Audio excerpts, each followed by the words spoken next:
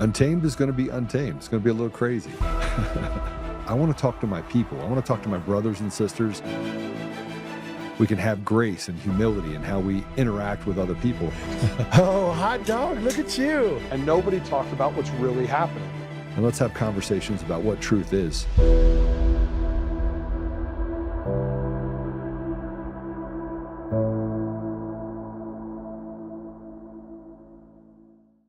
And then, so let's shatter the next myth of the 2020 election, which is that the electronic voting machines were secure. You just said in your last answer that Venezuela can just straight up switch out electronically the votes.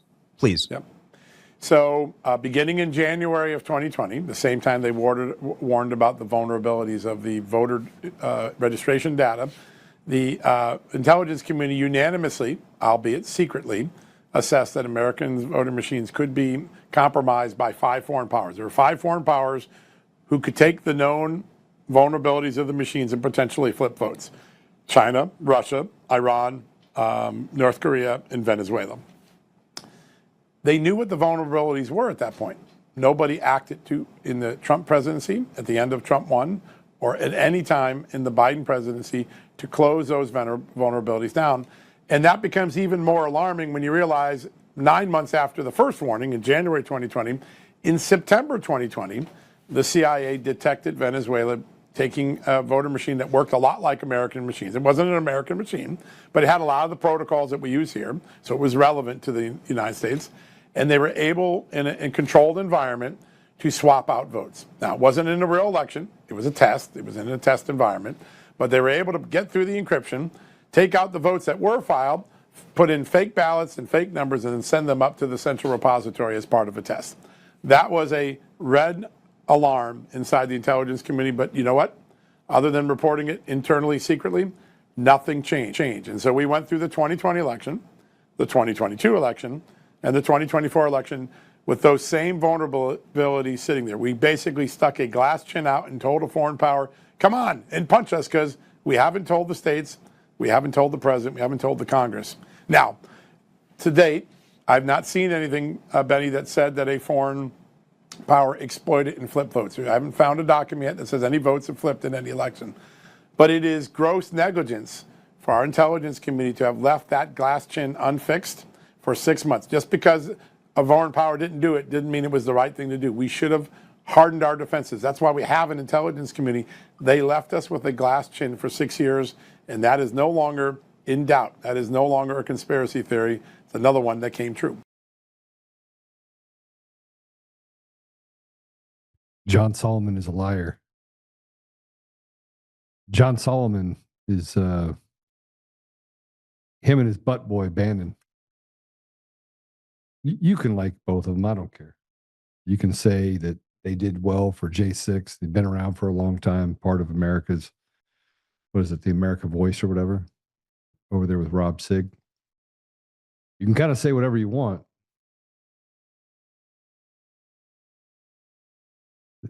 It doesn't change anything.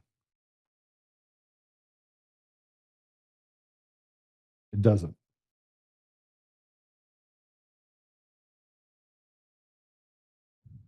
The elections were not stolen by flipping votes by foreign powers. The access to the machines wasn't from any foreign machine.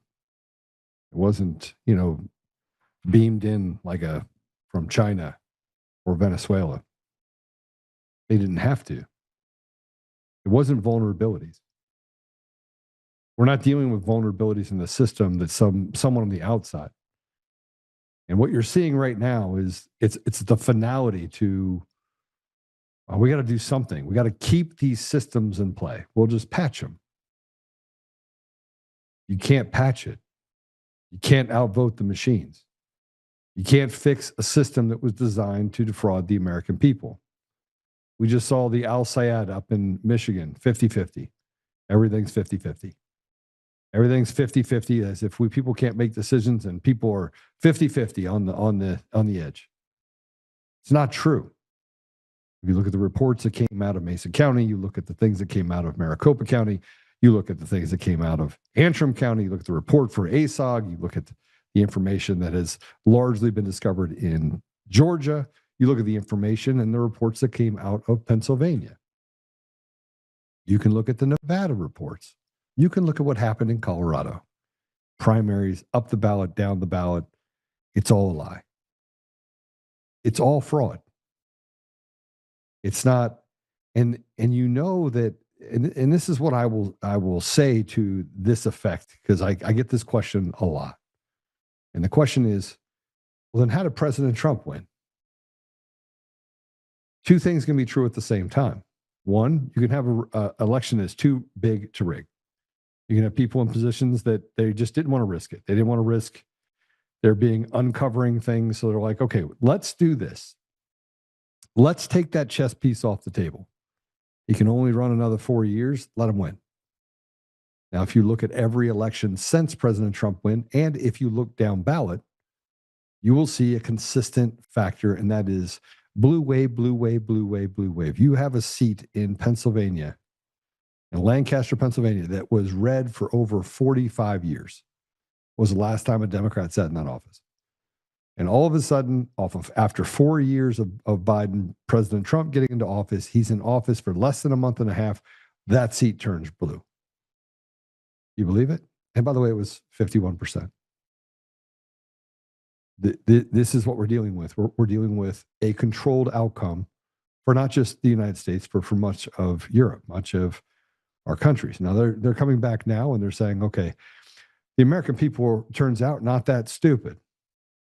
And the bots aren't working anymore because we've identified that there's tens of millions of those that are telling us that, oh, you're an election denier. And by the way, it's always denier. It's always denier. It's always climate denier. And then you're a vaccine denier. And then you're an election denier. And they use the same playbook they've used for the last 4 decades, 5 decades, 10 decades, generationally. Bully, intimidate, make sure that you actually shame people in a position where the only truth that is actually heard, only narrative that is actually heard, is the narrative that we want heard.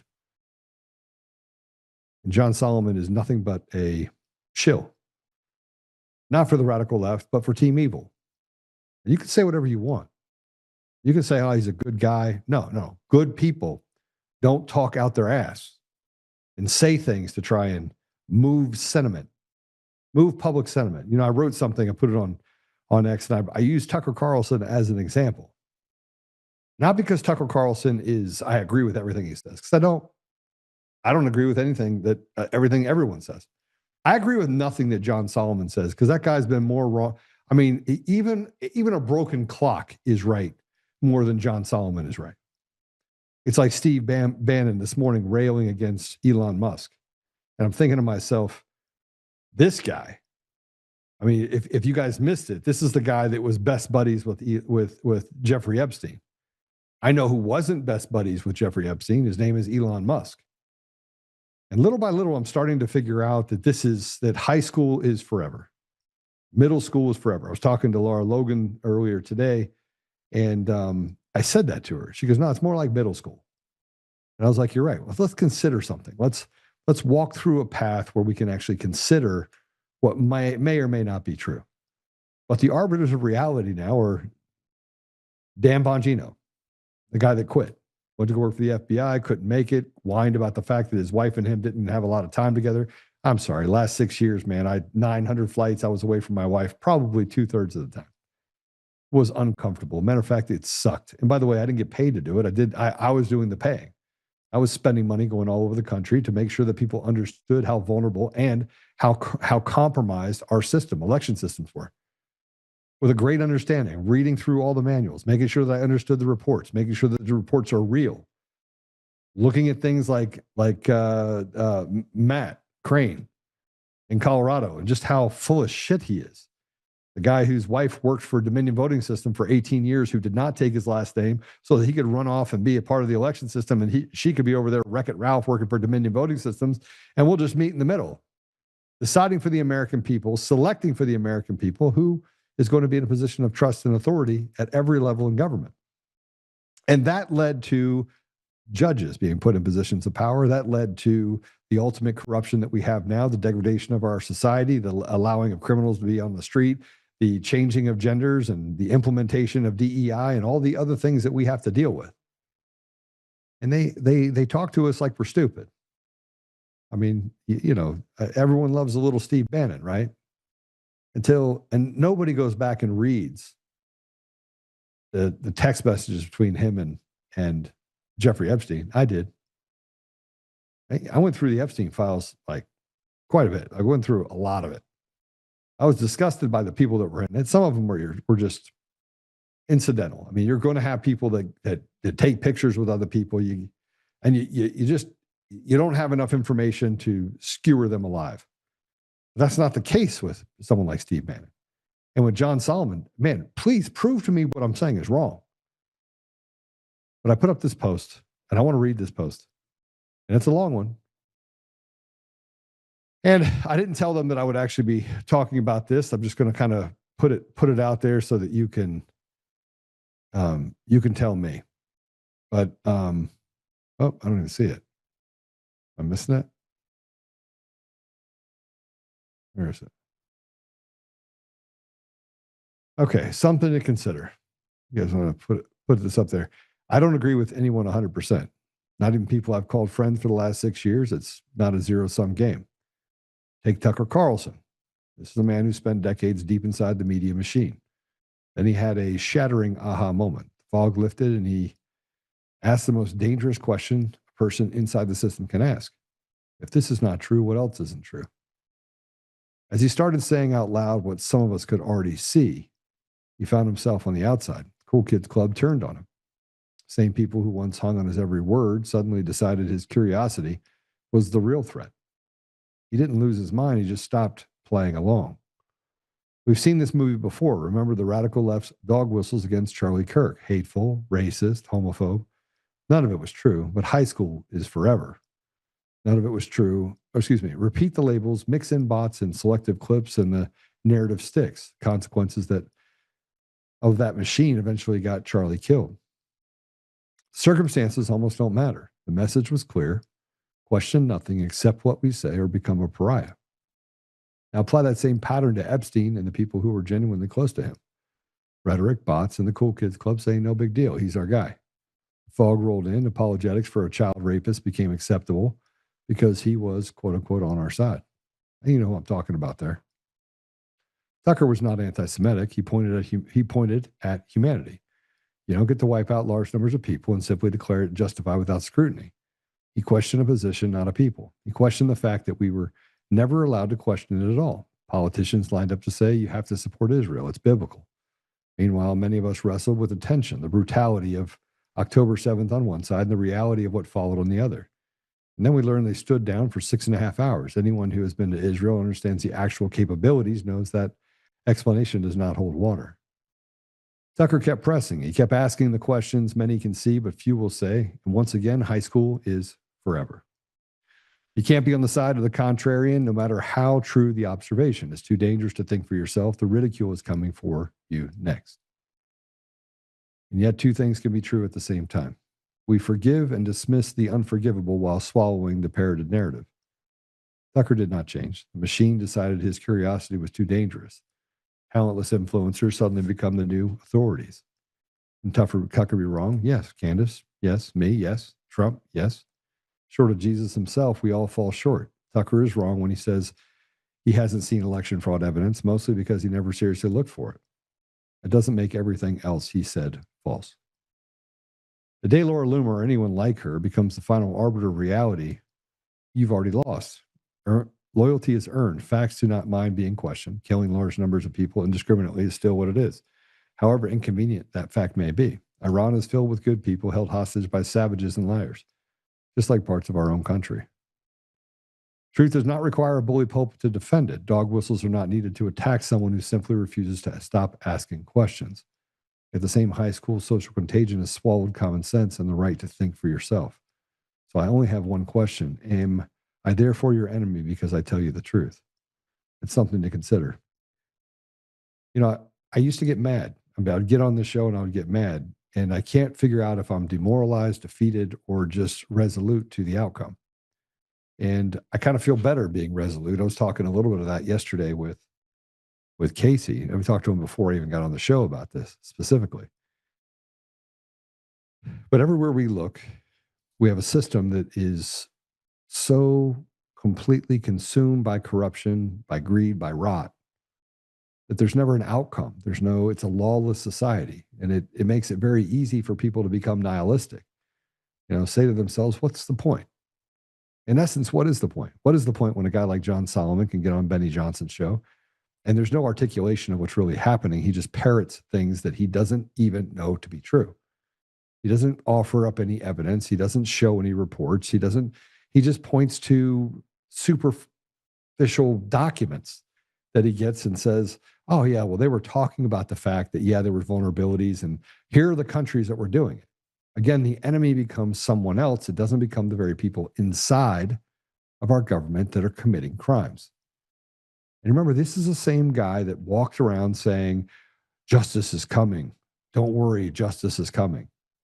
Now the narrative is flipped and they've decided that those people get to stay in their positions, that the American people weren't important enough to give them some sort of relief. And the people that did have to spend time in jail, who were abused by people that were prison guards that were not even Americans, more like even the police officers that we have now across the country, are now allowed to dictate and press in to the American people.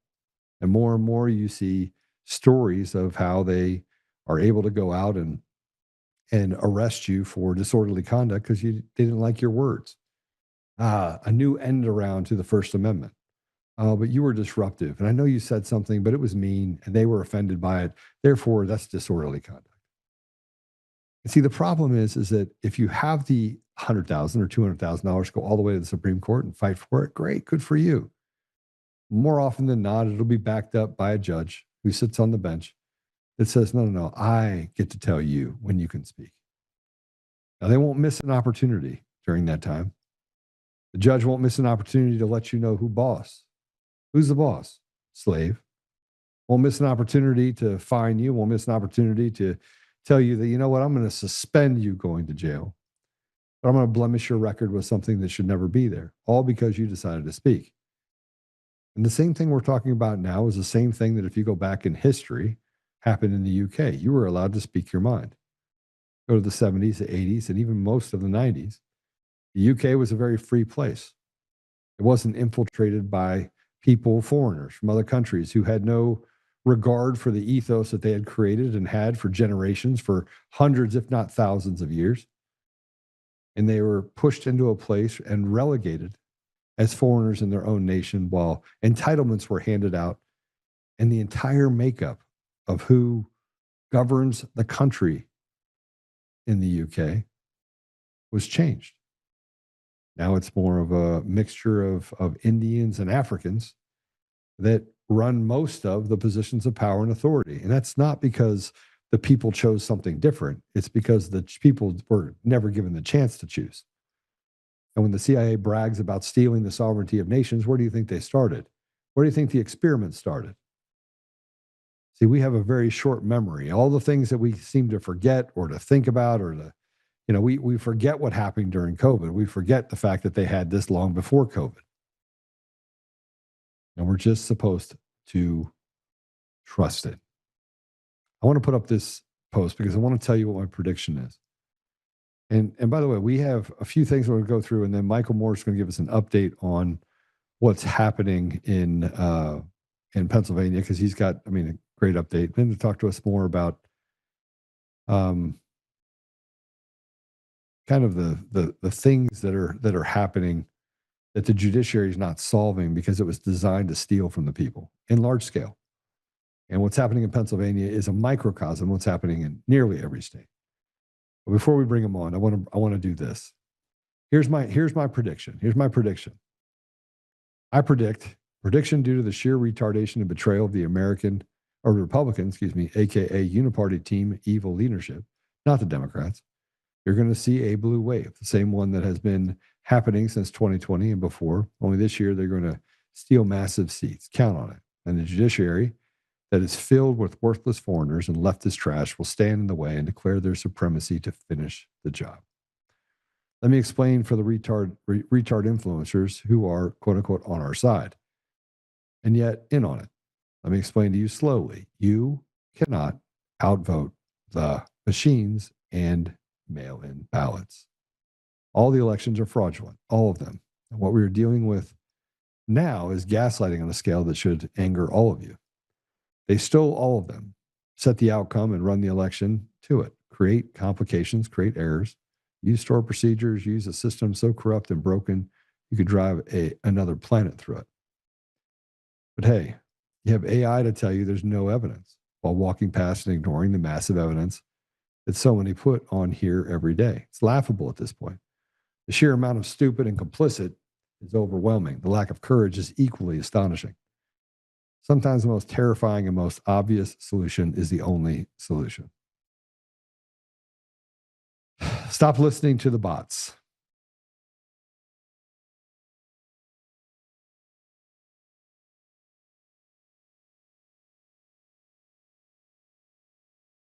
Stop listening to the bots and influencers who have never done anything other than lead you by the nose and refuse to even be curious about the election systems. They are in on it. And for those who repeat, well, how did Trump win then? They needed to take Trump out of the play. They needed to take chess pieces off the table.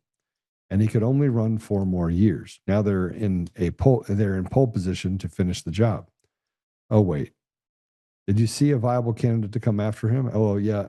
No. Short of 47 going Wreck-It Ralph and going for a Julius Caesar moment, only hope for the people, and that appears to be relegated to a bunch of retarded high school influencers who stood on the necks of truth and protected people like Epstein.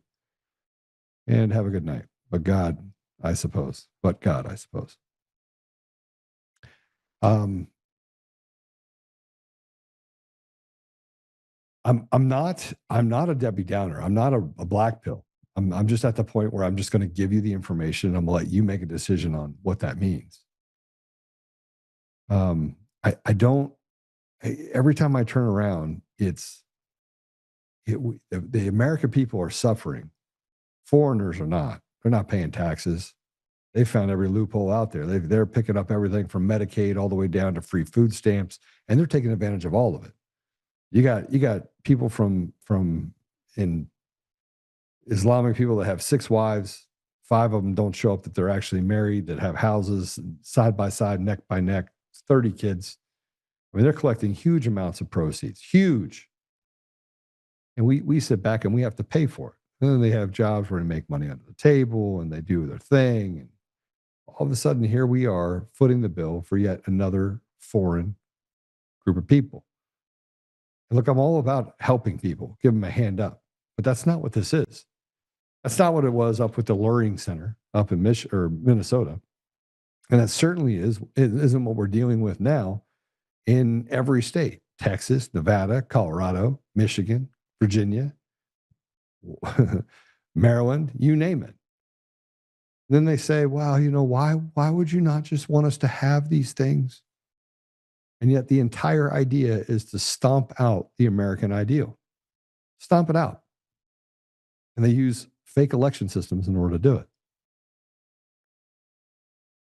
And here's a post, by the way. I want to put this up there. This is Stephen Moore. This is the status. Put it up, please. Americans now pay more in taxes than they spent on food, clothing, and shelter combined. Think about that. Government has become so big and bloated that taxes cost more than a life's basic necessities. Every American taxpayer should be outraged. I want you to look at this for a minute. This is what we give to the government. We give it to the government, and they get to tell you, slave, what you can and cannot say, what you can and cannot do, what you can believe. They get to put influencers like Mr. John Solomon in front of you, like Steve Bannon in front of you, that say that Elon Musk should he should be denaturalized, he should lose his citizenship. By the way, we would have no President Trump without Elon Musk. Without Elon Musk, we don't have an election in 2024 that went the way that we went. Without Elon Musk, we don't have a lot of innovations. You have the entire media out there that are running their mouths saying that Elon Musk is stupid. He's not a smart man. Yeah, the guy put a rocket on a pad in the middle of the ocean. He's really stupid. He's not smart at all. Yet that's the narrative that they run with. While you basically families, American families, get stepped over to hand foreigners lots of different things, entitlements, and a sense of I get more while stepping on the throats of Americans. And by the way, I don't care if you're black or you're white or you're green or you're purple. There are plenty of Americans that are generationally have been here that are from every race and religion. We just don't care. Plenty of Americans bled and died in order to stop racism, in order to stop slavery, in order to stop some of the things that, frankly, were the higher up said, we got to have this stuff. And we said, we find it morally reprehensible. We're not going to go down that path. But those sacrifices get thrown to the wind because now you have DEI and let's put retards as judges. Name a Buki from born in India to rule over Americans, to step in the way of President Trump getting things across the finish line. And you don't have influencers that speak this way because they don't know how to. They're too busy asking questions to a guy like John Solomon who's telling you, there's 5 countries, and those 5 countries are the ones that actually affected the election. Run by a bunch of retards who don't even know how to use their own cell phone, but they want to tell you how people had intrusions into the system and you could fix it with a patch. They're not even real people. These are not real people. These are retarded people.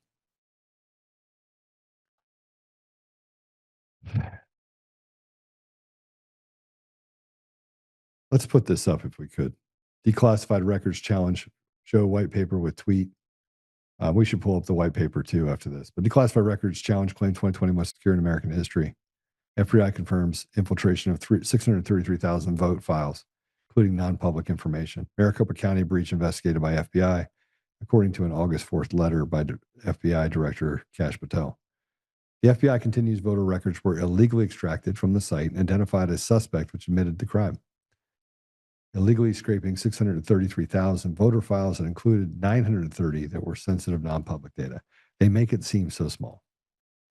The United States Attorney's Office for the District of Arizona, the Arizona Attorney General's Office, Maricopa County, Arizona Attorney's Office, and Pinal County, Arizona Attorney's Office were presented with the findings of this investigation. All declined to prosecute this matter. Context voter files can be used to identify theft, fraud, voter registration, as well as target individuals for blackmail. To date, Transparency Task Force has not identified evidence votes were changed. There you go. They're not going to say that votes were changed. So let me just be the bearer of bad news for all of you. Not only were votes changed, but there was a massive number of votes that were changed. Massive. Not 2, not 5, not 20, 30%, 40% that were either fraudulent, fake, or phantom ballots. Let me say that again for all the people in the back of the room. Fraudulent, fake, or just made up ballots. That, the ADA, you had the MVPs, you had the ability in the system to do those things. And they're now 6 years later having to tell us these things so that they can then come up with a narrative that, let's just tell everyone that we got it fixed. We have a patch. The patch fixed it. I want to show you this too. This is a map of the IP addresses of computers accessing Colorado voter rolls in 2020. And you can see that Chicago on the far right, big blue mark. Now, you know who was in Chicago in 2020? The same one that said, hey, don't worry about it. Trump's not going to win. I made sure of it. The same guy that literally was the director of strategy and security who lied in nearly every one of his depositions. His name is Eric Coomer. Over and over and over again. Now, they've said everything from Joe's a Russian agent to now I put listening devices on their cars now. I mean, you name it, they've done it. But you'll notice something about this. This was just the map of IP address that had accessed Colorado voter rolls in 2020. The amount of people that accessed Colorado voter rolls in 2020 is massive. This is during the election. So why? Because the Colorado elections are absolutely 100% fraudulent from end to end. There is nothing that is not fraudulent about the elections in Colorado. They are all fraudulent. Now, whether they bring them in via mail-in votes, whether they have low propensity voters, whether they have bloated voter rolls that lead to printing massive ballots and then assigning those to actual voters, we know that they have enough tools in the case that they can do whatever they want to manipulate the outcome of an election, including switching ballots, and they don't need a foreign power to do it. The rod is endless. Now let's bring it more close to home. Let's bring it into Mike Morris. So Mike, by the way, is the one that I brought in, has the bankruptcy case, and is fighting the city of Honesdale in Pennsylvania. Now, I want you to know that we've been uncovering lots of things. We've had conversations with other people in Honesdale and by the way, they are the ones that caused the bankruptcy. They entered into an agreement. They didn't keep the agreement. They were found liable, $4.3 million settlement. Now, in this, you have all these people that work together. You got judges that work together with assessors, that work together with agents, that work together with the trustees, and they all do this thing in order to steal land, steal businesses, steal ideas, and wreck the lives of people around them with impunity. And they've been doing it for decades. So much so that having a conversation with someone inside of the machine said, I don't want anything to do with it. An attorney that used to represent them, I don't want anything to do with it. I had to step away from it. You have lots of people that are saying the same thing. What they do in Honesdale is not unlike what they do in any other city and any other part of the country. They make sure they run you out of money, and then they steal everything from you. And that's what they did to Mike Morris. So I'm going to take a quick commercial break. When we come back, we'll be joined by Michael Morris, and we're going to talk about this corruption. We're going to talk more about the fact that we live in a lawless society where they pick winners and losers, and it's all because you're a slave. We'll be right back.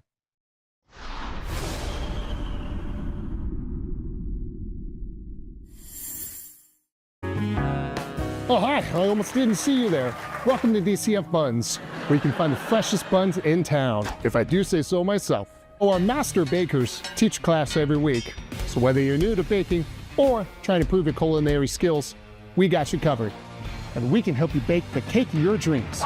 We'll even clean your cake if you want. And if you don't want to bake anything yourself, we have loads of fresh buns available in a variety of shapes and sizes. Check us out at dcfbuns.com to learn more. DCF Buns. We keep the buns hot and the deals hotter. Buns.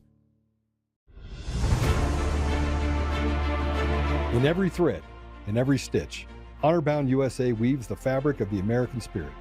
It's not just apparel, it's a testament to God, family, and country. At Honor-Bound USA, we're a family of patriots who put our faith, family, and America first. When you visit our website, you'll find a line of products that embody our commitment to pray, stand, speak, and act. As the official site for the Untamed podcast, all of our products proclaim speaking the truth with courage. We also have the powerful documentary from Professor David Clements, Let My People Go. Identify yourself as one of the few who are willing to stand for what they believe in. Join the Honor-Bound USA family today. Wear it as a badge of honor, commitment to the values that shape us, and a pledge to the bright future we will build together. Because when you're honor-bound, you're not just wearing a brand, you're embodying a lifestyle.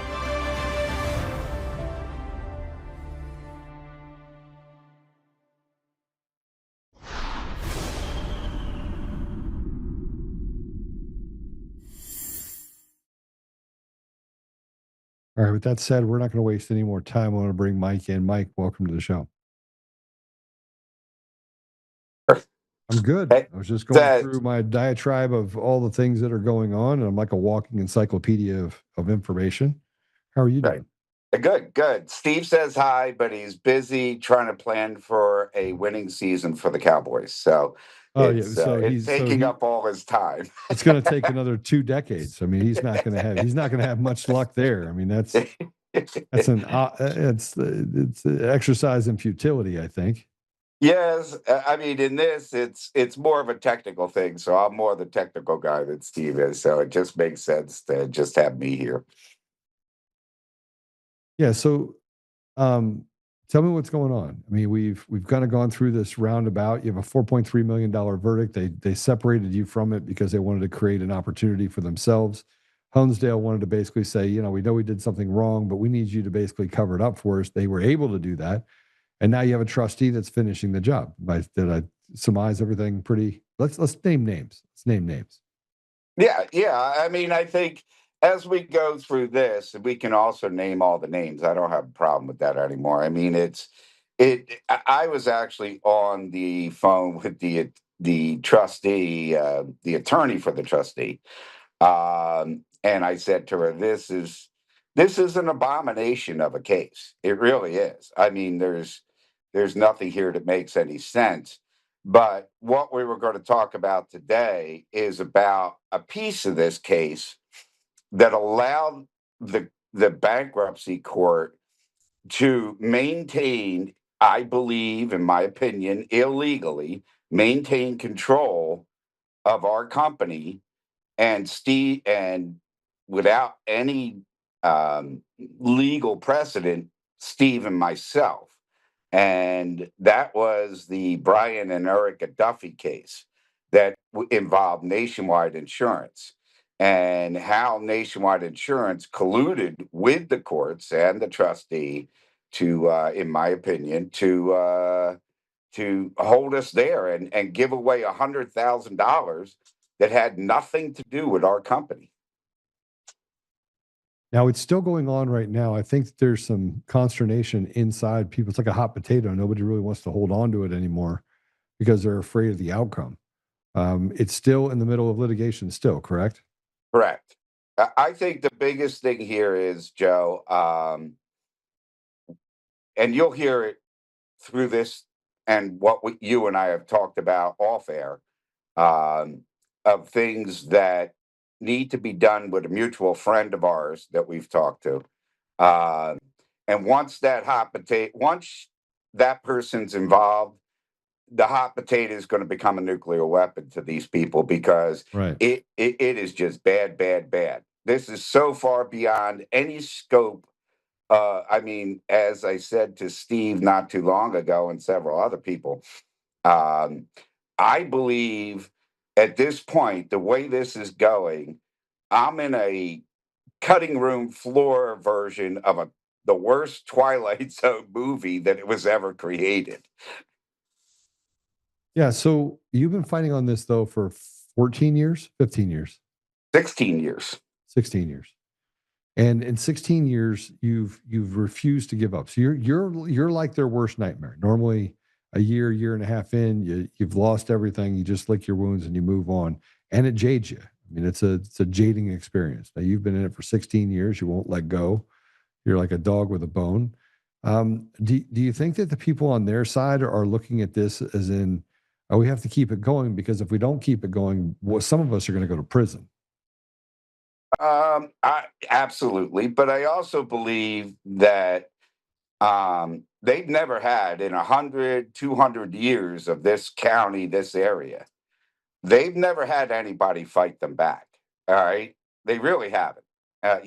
You go through the court records, and up until Cash for Kids, where two judges, Cochran and Chivarella, were put in prison for what they were doing to children.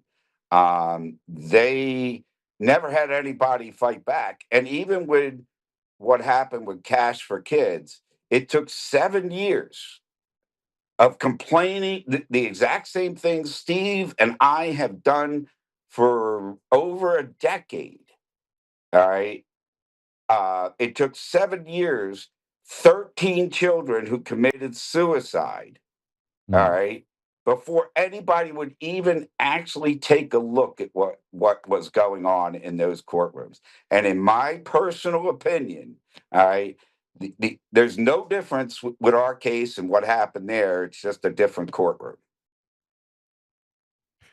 All right, so where are we at though? I mean, give me give everyone kind of, because not everyone is here that understands how bad this case is. So give us the 40,000 foot view again, just kind of a quick overview. 60, I mean, it's 16 years, but a quick overview, and then you actually went to court and you won. Correct. Well, there was the nationwide piece that's here that we have today. This was kind of the start of what started this whole thing. All right. We were doing the project, and we Right. had a contractor, Brian Duffy Plumbing and Heating, and he was doing the contract with us at the project. And we got into a dispute. They sued us for saying weren't paying the bills, and that we said you didn't provide what the number of people for the contract. It was a back and forth, but during that time, they decided to publish articles in the newspaper, write DCED, and write the Honesdale Borough Council, which is what got this all started with, I believe, with Honesdale Borough Council, because he's a local, I'm an outsider. And, you know, it became a slander and libel lawsuit. The insurance company that represented him was Nationwide Insurance. What? The company that represented him in the slander and libel was Nationwide Insurance. Okay. Well, that's, I mean, typical if he has insurance and it covers for those things. Right. Well, Okay. as this went forward, all right, we were fighting Honesdale. I mean, a lot of things are going on concurrently. All right. We're fighting Honesdale because they're now not releasing funds. All right. They didn't release the funds. One of Well, the letters. and they said they couldn't afford it, right? They did say Well, that. that's the ending of this that I think we'll get to at the end of this month. Another show that will deal with the ramifications of what this judge did and what Honesdale did that could basically um, affect the entire nation on taxes. All right, because they set a legal precedent here about taxes. All right, or payment in general, I should say. All right, a debt to the government or a debt to a person. And we're getting all that clarified with attorneys, and I want to get with the mutual attorney that we've talked to, Yeah. to really clarify it, get it down, you know, full pat. But what happened with this case was there were Nationwide Insurance made a settlement of $100,000 for the slander and libel. The original lawsuit was just me and Steve, because our company, all right, was brand new. I mean, we were in the middle of constructing the data center in Honesdale, and we had no track. The company was brand new. There was no track record or anything. But Steve and I have over 30 years of executive level experience for some of the biggest companies on the planet. And they were slandering and libeling Steve and I as to our ability to, you know, do the project, the thing. And when it came down to it, Nationwide said, all right, we're going to give you $100,000 to make it go away. Never went to court or anything like that. During the same time period, we had to file for bankruptcy on the corporation to try to protect the millions and millions of dollars of investment by ourselves, Verizon, the Commonwealth of Pennsylvania through DCED, the Pennsylvania State Police. All these different people were involved in getting basically business class broadband to Wayne and Pike counties, which to this day does not exist. Okay. So what's, I mean, there's a couple of things that you brought up that, I mean, I've read through all the documents. None of that stuff made it into the court record. Why? Because the court doesn't allow any of it. And that's what You can't make a record to the court? No. Well, you're going to hear in the audio at the end of this exactly how the court has been treating Steve and myself. Okay, let's get into that. Now, first of all, let's walk through a few things. One, this is a Duffy certified complaint. So tell us about this. That you guys sued Brian and Erica Duffy for personal slander and libel. Okay? Correct. Duffy was a contractor on the failed Honesdale project that cost Mike you about $9.8 million per year since 2014. Correct? That's correct. That was proven in the damages trial, that the gross amount per year that would be generated was $9.8 million. Okay. Now, if you look right at the very top, you'll see Michael Morris, Stephen Smith individually and doing business as Smith Morris Holdings Incorporated. That is very important. The company is not involved. It is Michael Morris, Stephen Smith, and our capacities as part of Smith and Morris Holdings, because he went after Smith and Morris Holdings in his lawsuit against us because he wanted to get paid for what we didn't believe he should be paid for. Okay. All right, let's go up on this, can we? Can we go up on this? Now, So you what sued them happened in was 2013, and it's Right. still going on in 2025. No. This was settled a long time ago, Joe. Okay. What happened was in 2015, we had to put the company in bankruptcy. As members of the company, we had to enlist any lawsuits we were involved in. At the point we went to bankruptcy is the exact same point that Nationwide Insurance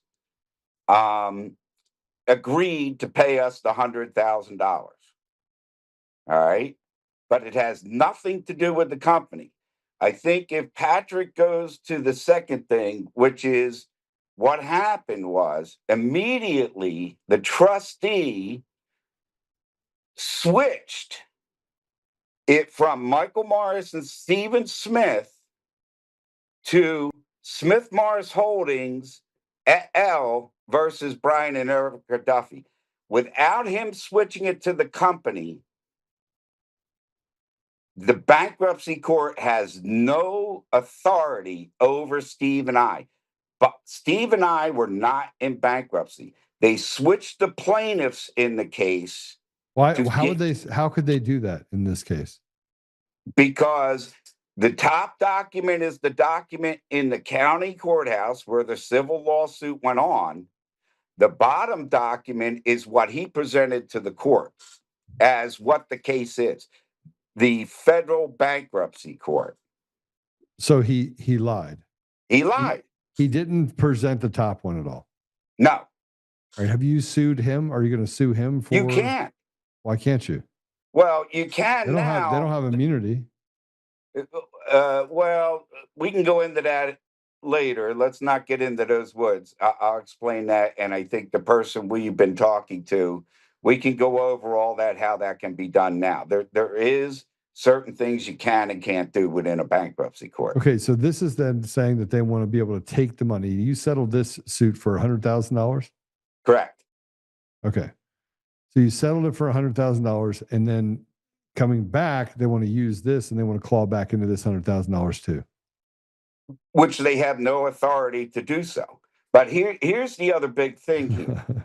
I mean, it just doesn't make any sense. Like the courts are it's kabuki theater. It is kabuki theater. It is whatever they make up. The judge goes, and you'll hear as we go, the judge basically tells us, move on, don't talk about it. All right. But here's the whole thing. Steve and I were going to take this $100,000. We only owed $21,000 in bankruptcy. We were going to take $21,000 of that $100,000, and we were going to pay off the debt in bankruptcy and close it.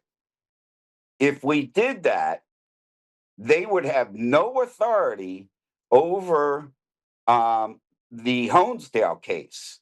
They also had authority over the Honesdale case. But here's the other piece. If you remember from the last show, we showed docket number 104 from the bankruptcy case. No, I don't remember it, but I mean, I think do we have that document? No, I don't know. I don't know if he can pull it up, but yeah. So see, the problem is that people are trying to follow this, so we got to make it so that it's easy. Well, that's why I'll explain it real quick. In docket 104, our prior attorney, Roger Mates, when this was going on, stated to the court that the only reason they're doing what they're doing, and they won't let us out of bankruptcy, is so they can maintain control of this lawsuit and the Honesdale lawsuit. Okay. All right. So that's why they switched the names. Without the name switch, well, I mean, they have no authority. So they don't have authority anyway. All you have to do is say that's actually nonsense. We weren't in bankruptcy. We did And then what did they 100 say? times on the docket. And you showed them this up here on the top. Yes. And the judge decided to say what? Wreck-It Ralph, we can just do whatever we want. Exactly. So why did you guys not lose your stuff? We did. Got it. Okay. It doesn't matter, Joe. I understand because you're. I get it. I get everything you're saying, right? I mean, it's the same thing they're doing with the voting. All right. Don't believe what your eyes see. Believe what we tell you. Yeah. Well, I mean, Right. the whole idea is that they get away with stuff because they become the moral authority. They get to be the ones to change the outcome specifically. Well, in this particular case, they have the authority to take money that doesn't belong to them. All right. And I think as we go through this whole thing, you're going to see that they know they're 100 that trustee Mark Conway, who is now Judge Mark Conway, way overstepped his bounds. All right. And they know he did by their actions they're conducting now. All right. Because the creditors in a bankruptcy case, the creditors are priority to the bankruptcy. Right. They are the apex animal in a bankruptcy. The creditors themselves, in writing, have demanded Judge Van Eck 4 times to open an investigation into this, and he has either sidestepped it or not even addressed it. Okay. So now I want to put this up so we can actually see it real quick. I think this is getting too much in the weeds for people, but I want them to see this. So you sent a letter to Nationwide. Let's keep it on the. So you sent a letter to Nationwide. Then you have an order to investigate. So an FBI agent, Sean Quinn, contacted you. When was that? When did the FBI contact you? I think is that 2018 on the email. I can't see it in front of me. Can you put up 5, please? B5. Right. There's the order from Judge Thomas. Judge Thomas, when we presented all this to him, asked the appropriate agencies to investigate. I was contacted by FBI agent Sean Quinn. All right. Quinn. All right. He contacted me and then sent me an email. There it is. I'm not sure. I can't read the date, but on the top. So it's 2018, April 16, 2018. Mr. Morris, your allegation has been comprehensively reviewed. Your case is a civil matter for the bankruptcy court and does not amount to predication predication for a federal crime. The FBI will not be opening a case in this matter. Okay. Okay. So go below is the email I sent him. Okay. That's the one before that, right? Right. I have closed the complaint where the documentation supported the fact that we did not agree to the settlement with Mr. Conway, but were forced to sign the agreement, turning eventually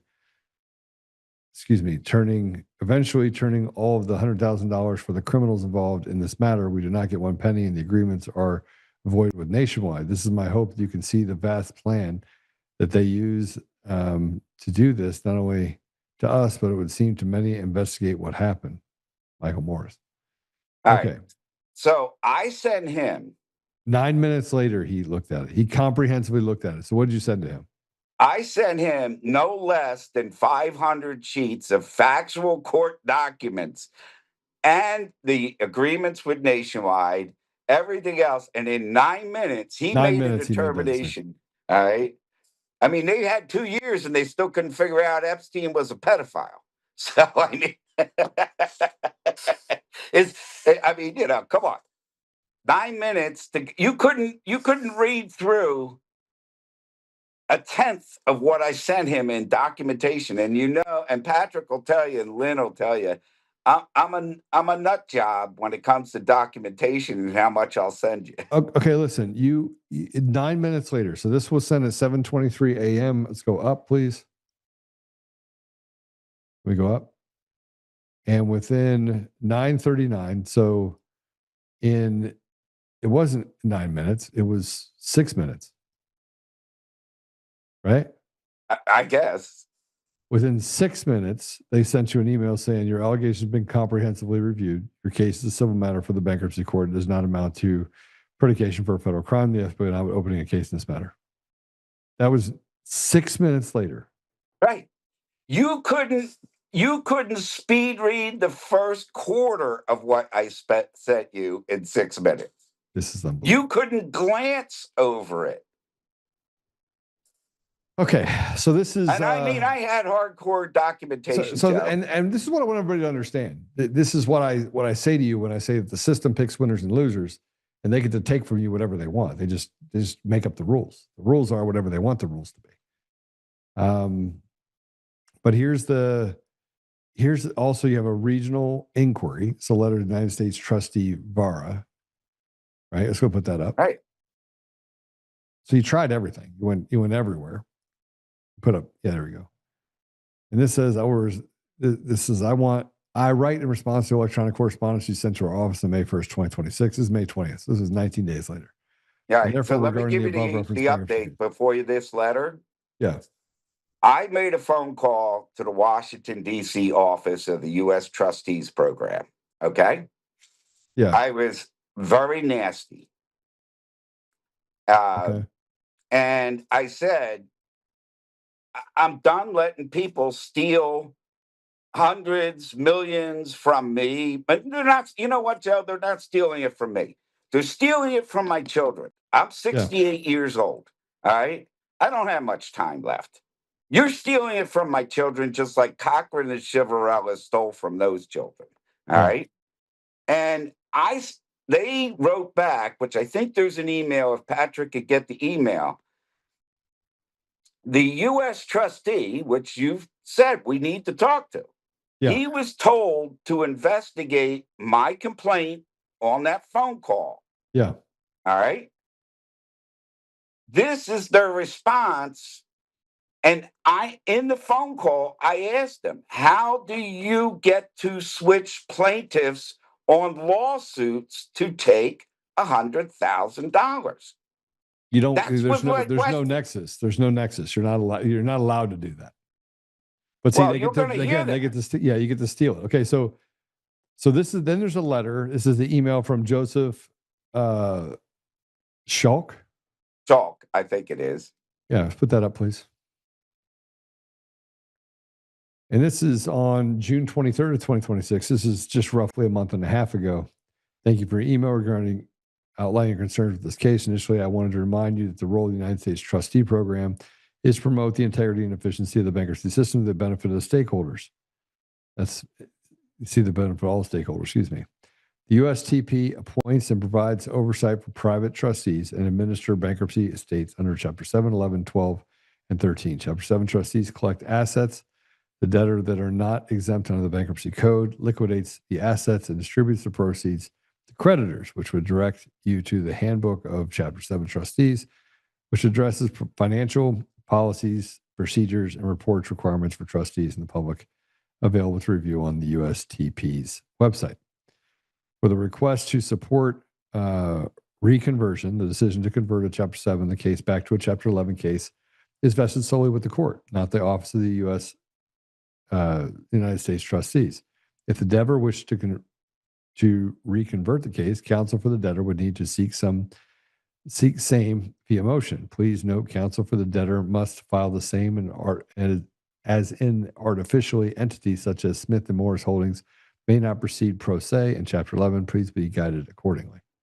All right. Yeah. Now let me give you the context of what's going on there. Yeah. We made the complaint. He's addressing the complaint. But the key word he uses in there is oversight. He is the person in charge of oversight of these people. The documentation that you just showed on your show here, where the two plaintiffs are totally different. All right. They may have, that's like you and Patrick work for whatever your company name is, but you and Patrick are not the company. It is a separate entity. He even points out that it's a separate entity. So our question to him was, there were two questions that were in the email. One, is it legal for them to switch the plaintiffs? And two, would the U.S. trustees support us going from a 7 back to an 11? All right. And he Right. gave us the advice on that. And that's what that email contains. Now, here's the key about the oversight and that letter that you showed from Vara before that. Yeah. All they did was read down the case. They never addressed the question raised. They pulled a Fauci. They went Yeah. with a Fauci. All right. Yeah. So, I mean, I hopefully you rewrote another letter basically re-explaining that and asking him to reaffirm those questions, correct? Oh, that came up in the hearing. Okay. So here's an audio. I want to play this. This is an audio of an interview. I want to play it straight through. And here are the key points. Mike questions the trustees about money due to Mike and Steve. Trustee just accepted Honesdale word they cannot pay a full payment. And number two, Steve asked the court if it was normal to switch plaintiffs on a complaint. Court shut down any discussion where the money came from. And this is this is interesting because the court didn't have authority to do any of this, which leads me back to even like the case that I'm in with Coomer, where they've just made it up as they've gone along. They've literally just created a fallacy of the court. The court doesn't even exist. There is no system because they just make up the system as they go along, and they can just do whatever they want whenever they want. Go ahead and play the audio. Yes, Your Honor. Hi, Michael Morris here, sir. You stated that there is $7,500 left in the estate. No, I said there's $7,500 in the estate. In the estate, all right. What was the original figure? Objection, Your Honor. This goes beyond the scope. It does. Sustained. Okay. The timely claims, do you have a figure on what the timely claims add up to? Objection. Not Objection, offhand. Your Honor. I can provide him with that from. Well, it's on the docket, but he doesn't probably have. If the trustee knows, he can answer. It's a legitimate question. Overruled. Go ahead. Offhand, no. When I went to look at it last night, my software wouldn't provide it to me. Okay. You testified that that's what Honesdale told you about their ability to pay. Has the trustee done any research or demanded any proof of that statement? Other than what they've said? Yes. No. I have no further questions, Your Honor. Okay. Thank you. Mr. Smith? Yes, Your Honor. Hi, sir. You were talking about bankruptcy standards earlier, and I was just curious, is it standard or normal course of action for a trustee to change the name of plaintiffs on a lawsuit I have no for idea. their own benefit? No? I have no idea what you're talking about. Well, Mark Conway had changed the names on the Objection, suit. Your Honor. Sustained. Move on. This gentleman is not Mark Conway. Move on. Well, I was just asking him the standards of the bankruptcy court. Would that be acceptable to change the names on a lawsuit? The objection, he's answered that question. Move on. He did answer? I'm sorry, I didn't hear him. He answered. Move on. Okay, no, that's it. I was just curious about the standards of the bankruptcy court. That's all. Okay, so let me give you my thoughts on this. Right. Number one, there's a huge amount of disrespect for both you and Steve by the court. And the disrespect is basically you're a slave, move on. You can't ask objection for form. It's all procedural because you don't matter. You're a slave. They could take from you whatever they want.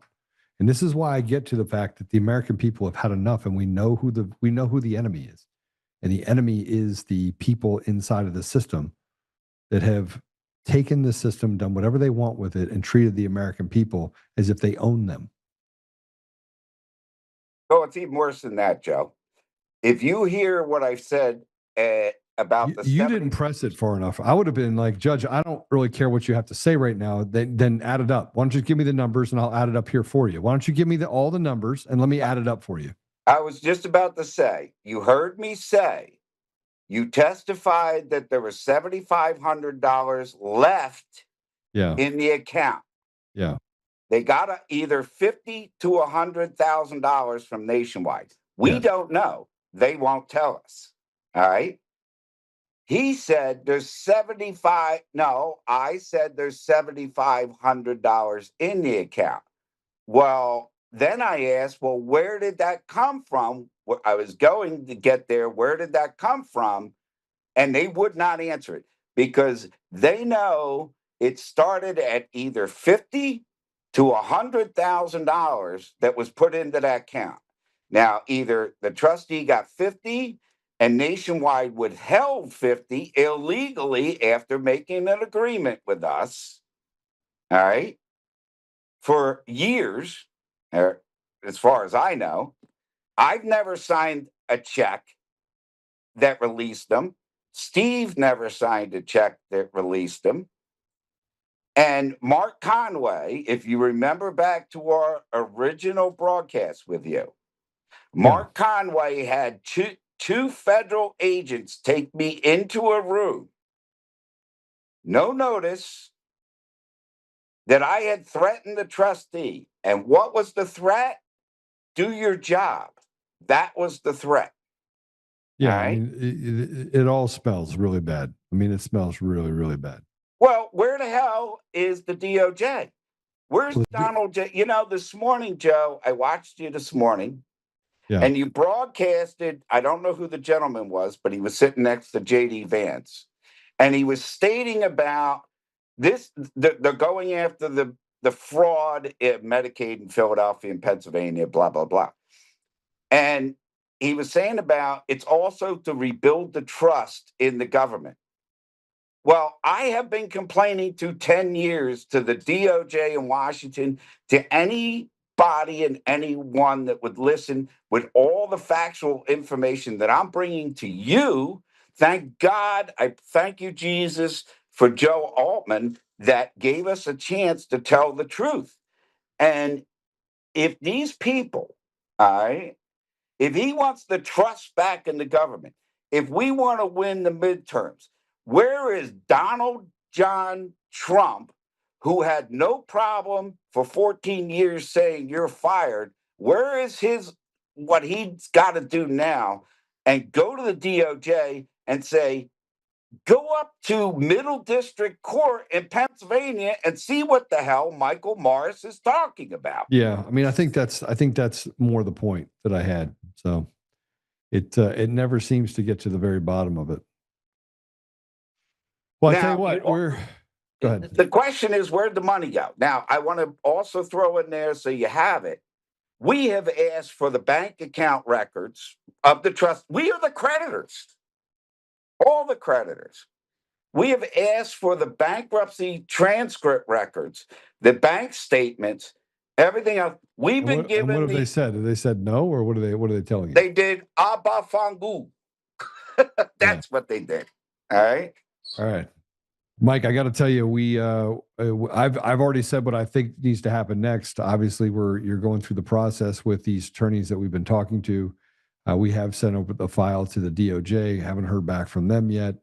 I'm not sure the FBI is going to be the way to go, but I mean, you have enough information and you can put the story together that it should lead to a conclusion, a good conclusion. And Homesdale owes you $4.3 million, period. That's what the deal was. It's $4.3 million. No matter That's what not happens, happening. you don't get to walk away from it. I mean, again, you just got to keep pressing. You got to keep. Joe, What? they've already vacated the judgment and vacated the appellate court stuff. Yeah, so this is where you get into just going to the DOJ. That's illegal. I mean, you should appeal. That's why I need our mutual friend that we've been talking to jump in, finish this up. We've been talking back and forth, and I understand her. Do you have you still have the bankruptcy court lawyer, correct? No, we never had a bankruptcy court lawyer. I've talked to Tim and I've talked to Sherry, and it's all the same thing. Every bankruptcy attorney has sold us out to these people. All right. You can not up here. I need a bankruptcy court attorney, which I've been talking to one in Texas, but we're too far along in the process. There's no way to reverse it. They have been doing this for 10 years to us, using threats against my children, threats against my family, anything and everything they can, taking me into rooms with federal, marshals, the whole 9 yards. And I'm done. I don't care anymore. You want to kill me? Go for it. All right. But I'm going to expose everything. All right. So I think that's the next step. I'll have a conversation with that attorney after this today. But Mike, I'm glad you keep fighting. I don't think you were irreverent enough with the judge. I think you should have been like, wait, what do you mean move on? What are you telling me to move on for? Steve should have said it. What are you telling me? Why are you telling me to move on? Like, I'm sitting here pro se. I don't know all your procedures. You get to talk to me with respect. That's what I would have said. Right? Here's the issue, Joe, and that's why this is a conversation with the person you're going to call after here. Yeah. All right. Sometimes I've been in battles for 40 years. All right. You know some of my background. All right. Yeah. I'm not talking about legal battles. I'm talking about, mind games. I mean, the biggest psyop that ever happened was COVID. But sometimes the way you win a war, if you remember the movie Private Ryan, they want the German tanks to come down the middle of the road between the two buildings. All right. Well, in this particular case, sometimes I have rights as a pro se litigant. All right. Yes, and the rights are extended to a non-attorney party. You're allowed to ask stupid questions. You're allowed to do whatever you want. Absolutely. The judge is not to treat you like you're a slave.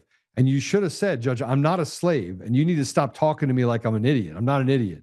Well, I would have been irreverent to the guy. You're going to lose anyway because they're going to make up their own rules. Right. So correct. at least get it on the record. Two reasons I didn't do that, Joe. Two reasons I didn't do that. One is they would have sent people to my house. All right. And I don't want to get my kids involved in a firefight. All right. That's one. Number two, all right. Sometimes, like I was saying, you leave the tanks in between the buildings. You let them put the rope around their own necks. All you got to do is make sure you gather all the evidence on them and take it to another court where they don't have protection. All right. And that's what I've been trying to get through to the person you're going to talk to. There are ways to do this. All right. I've had 11 years to go to law school to understand enough about how the system works. And we've been working to turn the system back against them. All right. Yeah.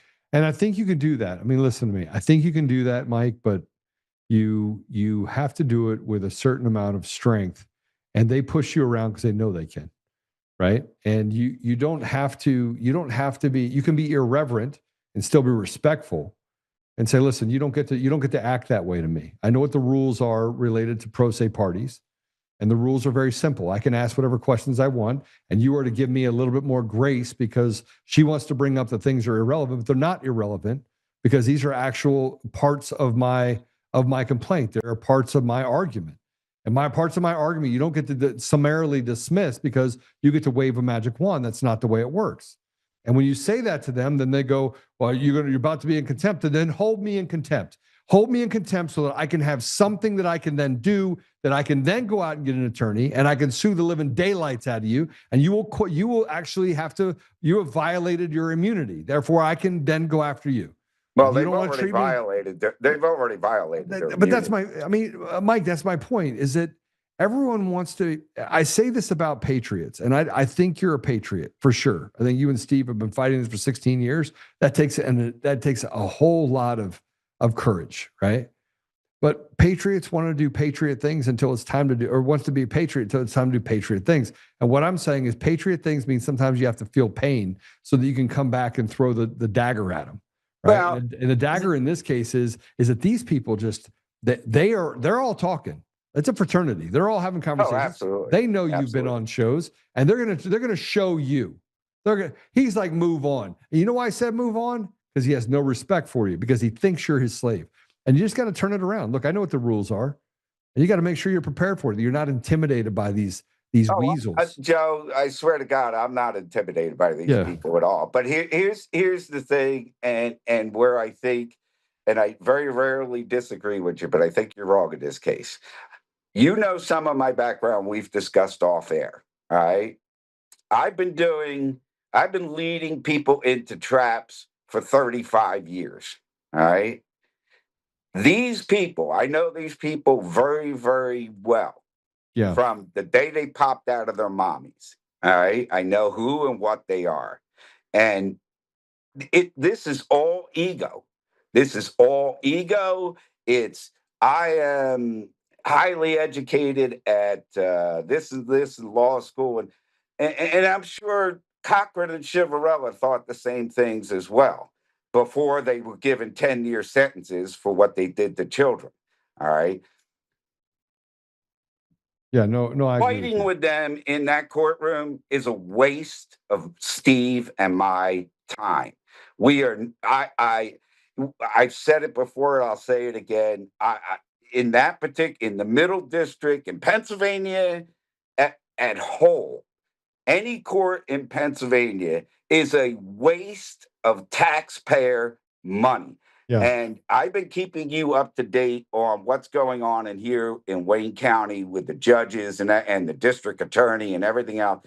And this wonderful investigative reporter at the Pocono Review has been truly tearing them apart. I mean, case after case after case. And if the DOJ and whoever that gentleman this morning was that wants the American people to trust our government today, take this Republican county, yeah, all right, come up here with 50,000 troops and DOJ and tear this place apart. And you will, I swear on my life, Donald John Trump, you will have every Republican in a wheelchair rolling to the polls to vote for Republican if you come up here and make these people an example. Yeah, I agree with you. I think something has to happen. So something has to happen. Yeah. This is, you would not, it is so bad. You know how bad it is, and I'm going to make a little joke here, but it shows, and including your monologue, your opening monologue about how we're all believing the delusions.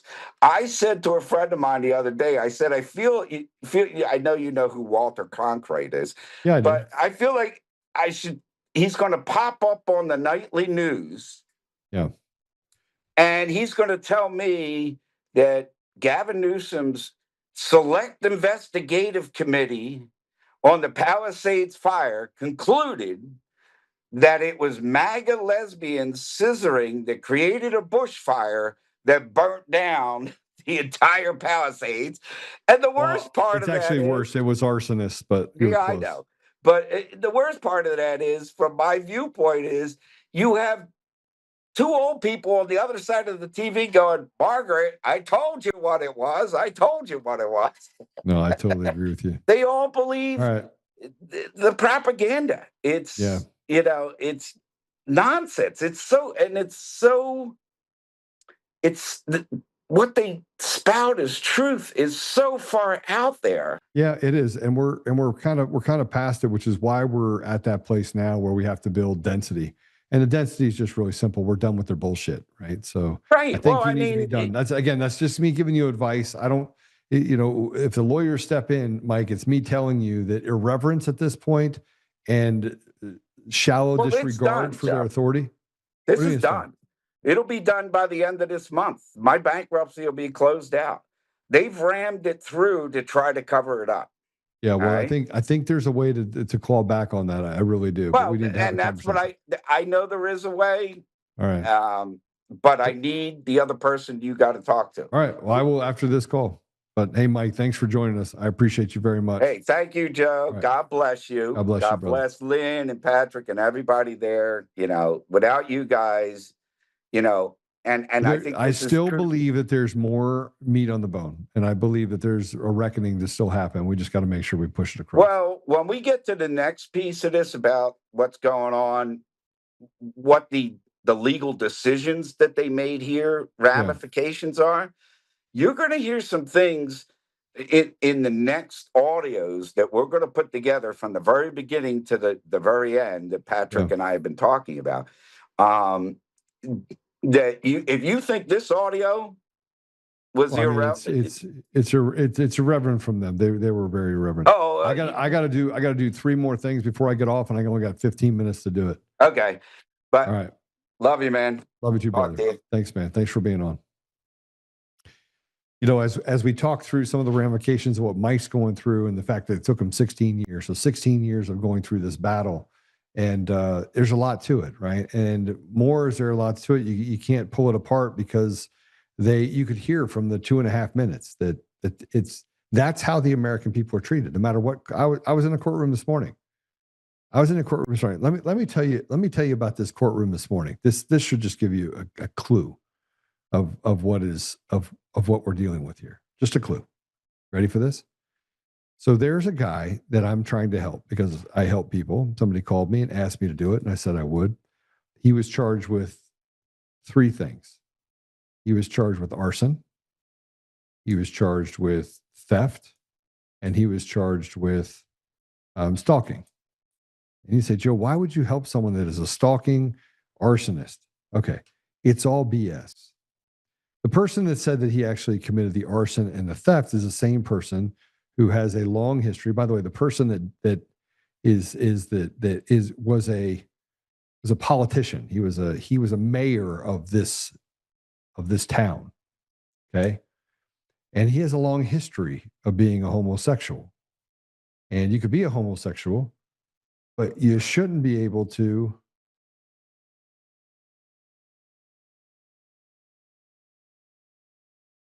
should not be able to I don't know why everyone's calling me today during the show. Everyone should know that this is when I actually have the show. Where was I? What was I talking about? Help me. Jeez. Oh, yeah, he's homosexual. So anyway, so he here's a guy. Thanks for thank you for the ear. So here's a guy that's a homosexual. Everyone, I don't care if you're homosexual, but what you don't get to do is you don't get to rape someone, date rape, drug them, rape them. They wake up in the middle of it, and after a second time, they go to the police. The police take the information from them, go and file it with the DA. It sits on the DA's desk for almost 3 years.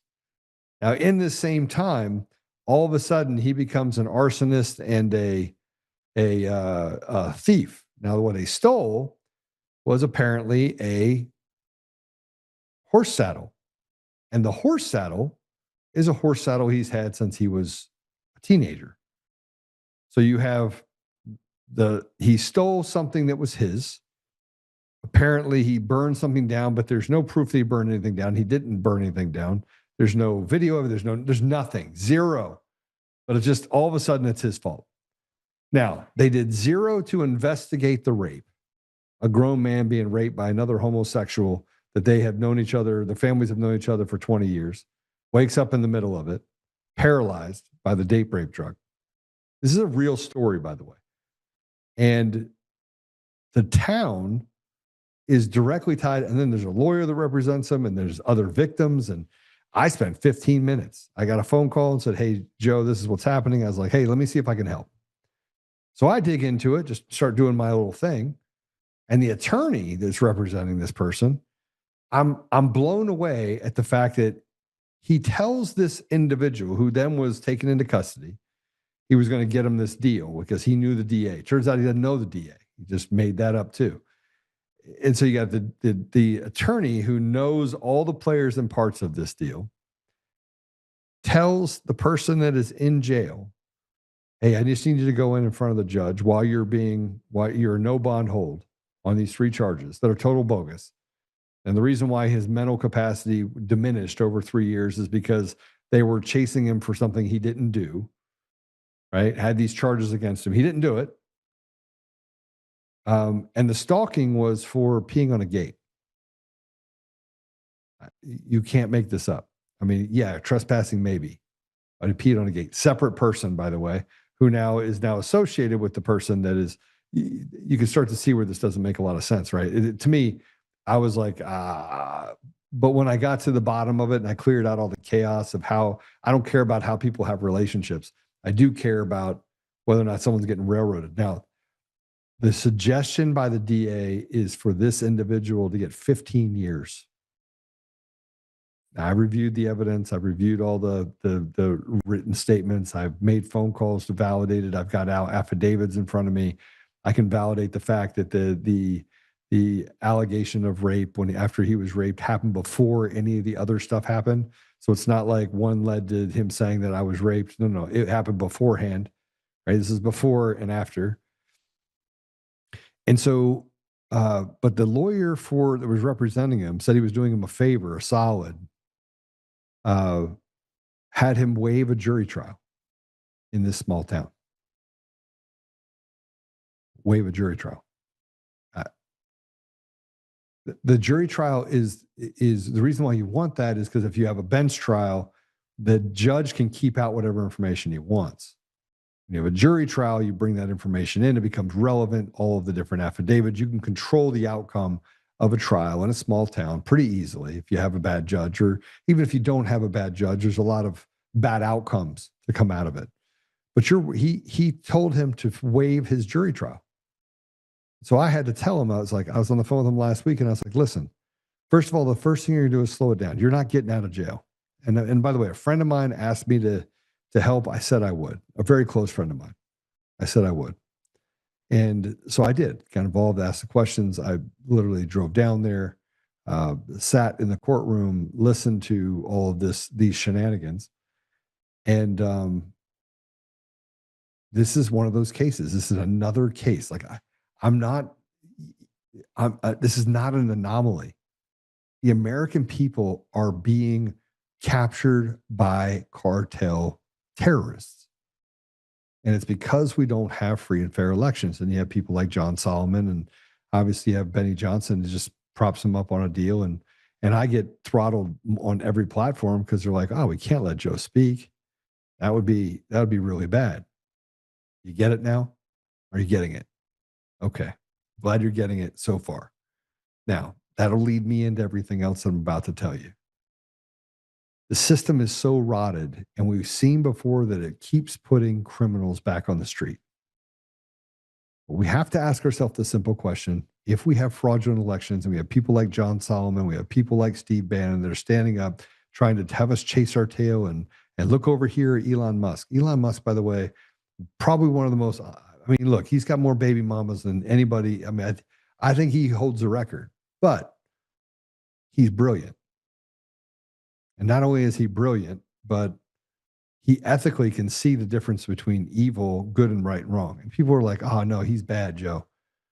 This is the same thing that I talk about when I just wrote. Go back and listen to the very first part of this, where I talk about the fact that this is high school. High school is forever. You can just say what you want. It sticks. You can create a personality. You can ruin someone's reputation. You can do anything you want. As long as you say it over and over and over again, and get people to believe it. Doesn't matter if you don't have any factual basis behind it. And if you do have factual basis behind it, you can walk past it and just gaslight them, like we did with the elections, like we did with COVID, like we did with Fauci, like we did with, you see the pattern here? Like there's a big pattern here, and that they get to dictate what we actually believe, and that you have to walk past genocide. You have to walk past, humanity being violated, and because it's selective, and we selectively have to support it because we can justify it. You just can't justify things. You have to be willing to think for yourself. Now, let me just take it one step further. The judges are not our biggest problem. Bukele, by the way, out of Brazil, said very, very succinctly. He's like, if you don't get rid of the judges, they were going to stand in the way, and they're going to slow things down to the point where you can't get progress and get rid of this nastiness that we have that is very global. Who's coming after President Trump? All right. That leads me to the next thing that I really want you to hear. I want you to see this. I want you to see this cut. This is Jennifer Lackard Jennifer Lackard was arrested for taking her 20-year-old son, Chase Lackard, who's a gangbanger, to go and kill his rival. I need you to know something about Jennifer Lackard. This is a revenge shooting that she set up. She knew how to get away with the crime. She knew this stuff. Now, what if I told you? And what if I told you that she's in on it? What if, I mean, you'd smile and nod. And I mean, her husband is a criminal. Her son is a gangbanger. Now, I want you to know what she is. Go ahead and play it. This afternoon, 20-year-old Chase Lackard had his own arraignment. He walked into the courtroom flanked by officers, not saying anything other than to mouth the words not guilty when asked to enter a plea. He's been ordered held without bail. We'll come back to that in a minute. Now, prosecutors detailed their case against Lackard in this hearing that lasted about 20 minutes, identifying him as alleged shooter in the June 29th attack, of which there is surveillance video. Now, investigators say his parents drove him to the scene, helped him orchestrate this brazen daytime hit on a rival gang. He did not hit anyone, but surveillance video, they say, captured the entire shooting. Prosecutors say it shows his mother and father driving him around this courthouse, circling no fewer than 4 times before he opened fire from the back seat of their car. Both shots are fired in the direction of a group of individuals. This appears to be gang-related, as one of the individuals that was in that group is a member of a rival set.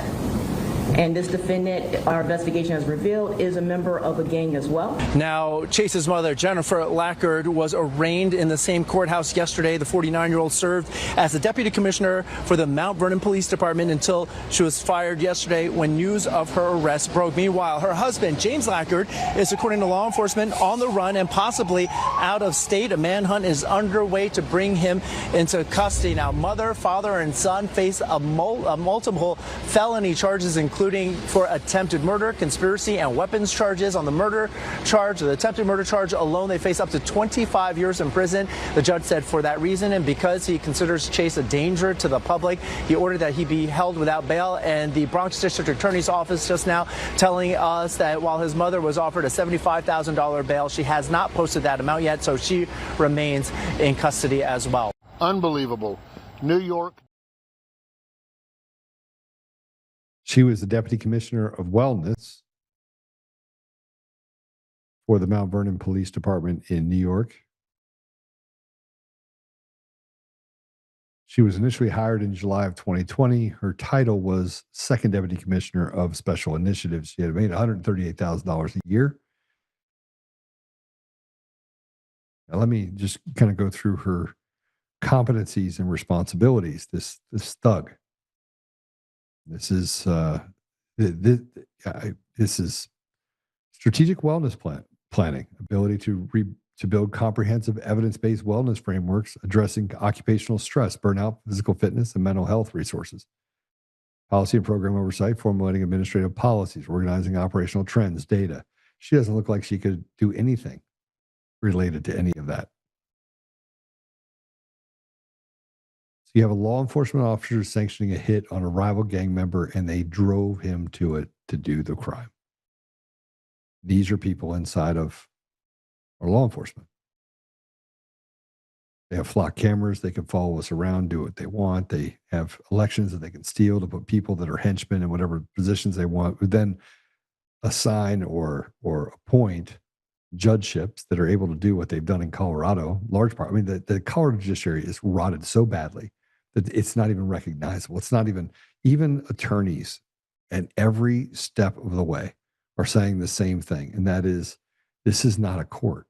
These are not judges. This is not even judge material. They don't even know what the law is. They just make it up.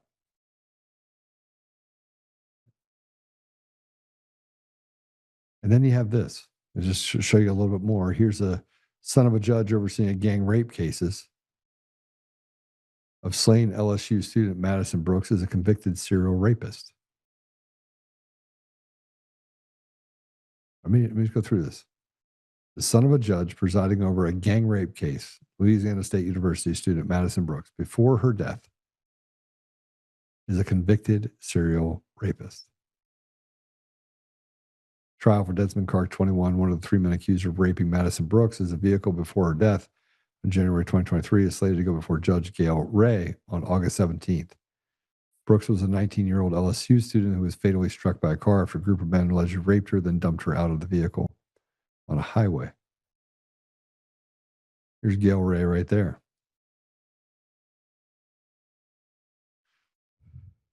Notice something about this beautiful white girl who was raped.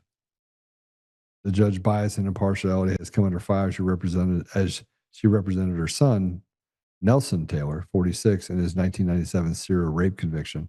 He recently reappeared in court to have his multiple convictions overturned. It's rot everywhere. It's rot everywhere. Everywhere.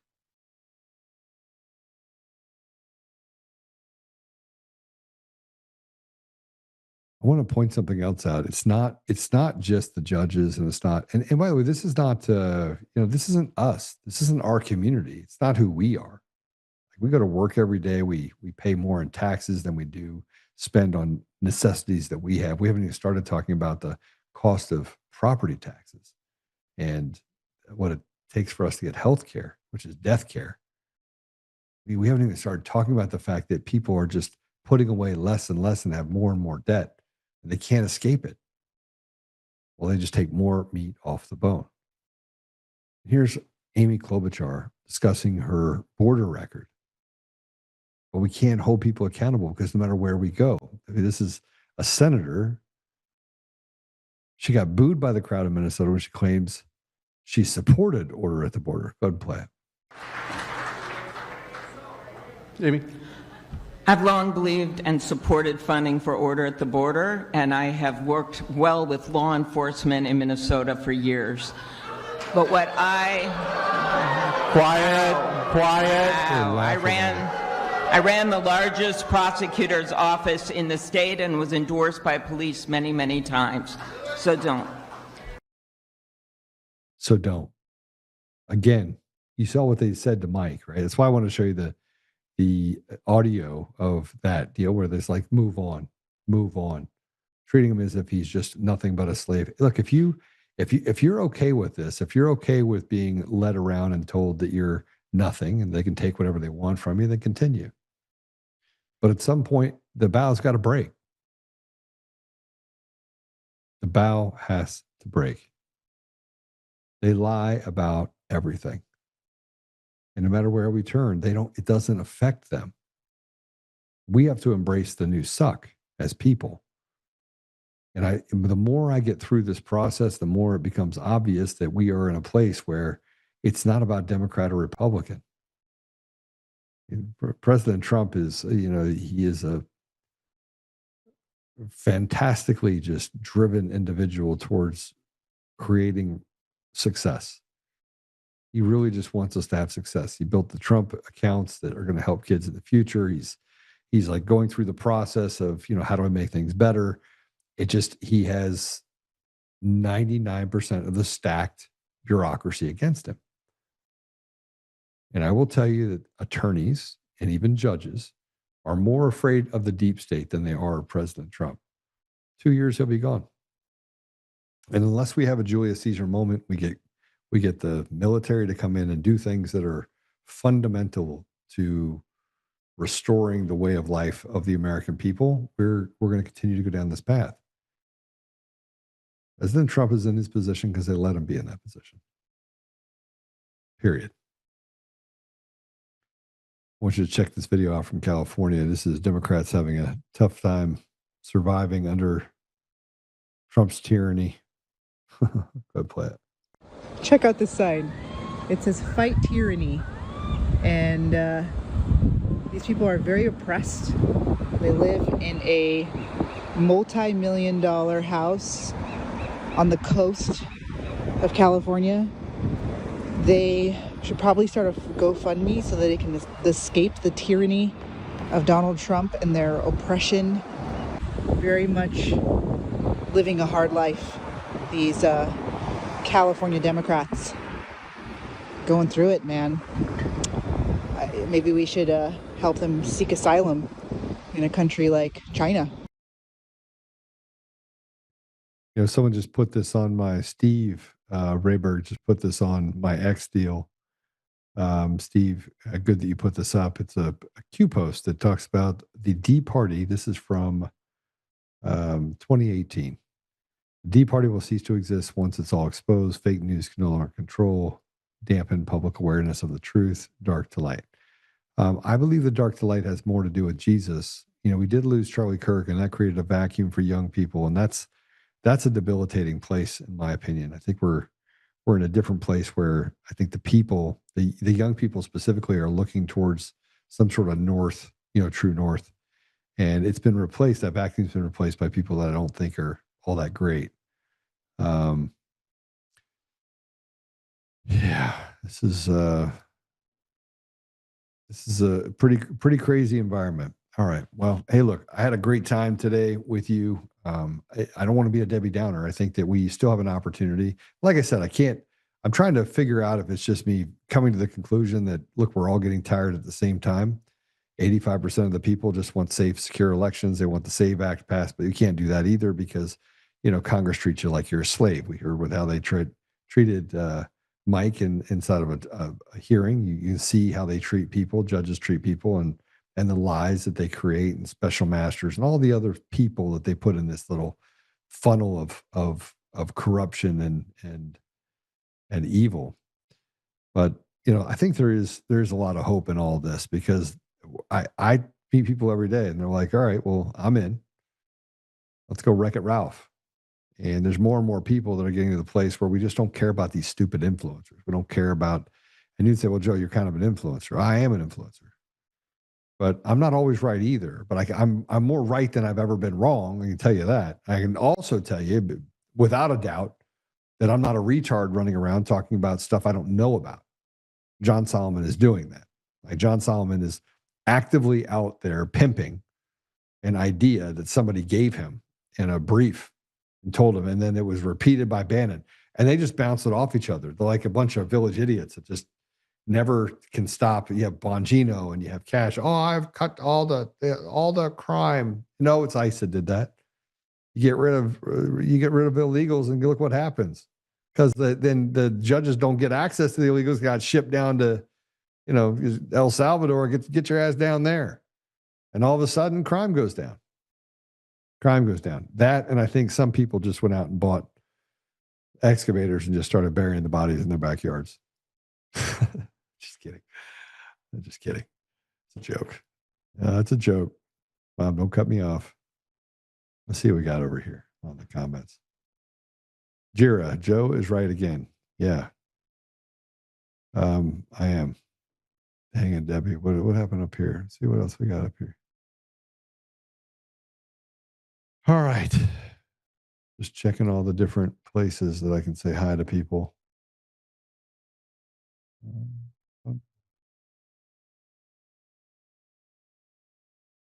See here.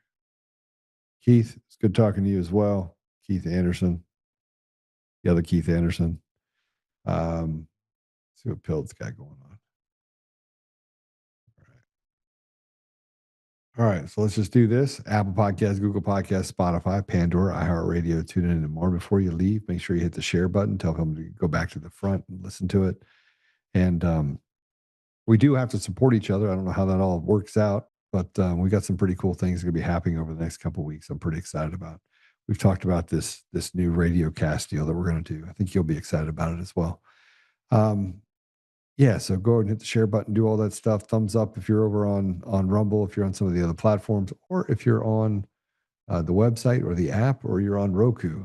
I have the Roku up on a TV right beside me, so I get to see that. It's good to see the numbers are actually climbing there as well, and that people want me on their TV. It's kind of weird, honestly, but I like it. All right, so let's go ahead and pray it out. Father God, thank you for everything. I mean, it's we tend to concentrate on all the negative, and we know that there's so much positive. But the negative pushes us in a place where we become victims in our own society, and we allow people to betray us and to take from us what is not theirs. We know that we are just, the burdens on our shoulders, Father, just so great. And we just ask you to give us the ability to kind of right the ship and do so in such a way that we can honor our brothers and sisters next door to us and do things that may push us to a place where even other countries will be able to adopt the attitude of no. No, I will not do this. No, you will not take any more from us. And no, we will not follow you anymore. We recognize where we are, Father, in a fallen state. We also recognize that, there's only a certain amount we can control. And that, but God, but you, Father, we find ourselves in this place where we're searching for solutions. And sometimes there aren't solutions, but sometimes the solutions are there. It's just, it's a painful process to actually recover from and do unselfish and brave things in light of what we're going through as a community and as a country. So, Father, give us those tools, give us wisdom, and give us patience, and help us, Father, that we may kind of, as we work through this, never become the very thing that we're fighting against, that we may pray to you first, bring things to you, stand up, speak the truth, and then act in that truth. So, Father, we ask these things, and we are so grateful. In Jesus' name, amen. All right. Well, I will see you guys later. Go ahead and do your little thing. Oh, there's a clown that was on YouTube that said what radio stations you're on. So I finally found out what radio stations I'm on. So that I'll be able to share some of that for you in the Midwest. It's kind of a pretty cool list, actually. It's good to be able to go through. So we'll see you guys soon. God bless you.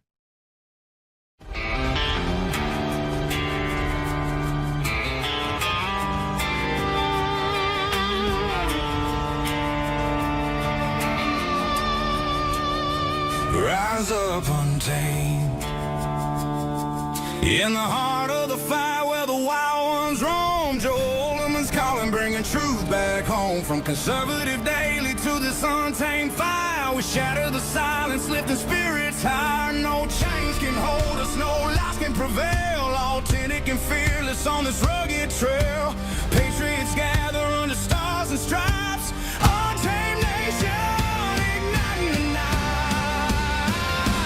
Untamed nation, let the truth roll out in this land of the free. Standing proud from sea to shining sea, we won't back down. Catch the fire, wear the crown. Untamed nation, it's our battle song, motivating hearts where the brave belong. Yeah, untamed and wild, forever strong. Play it again all night long.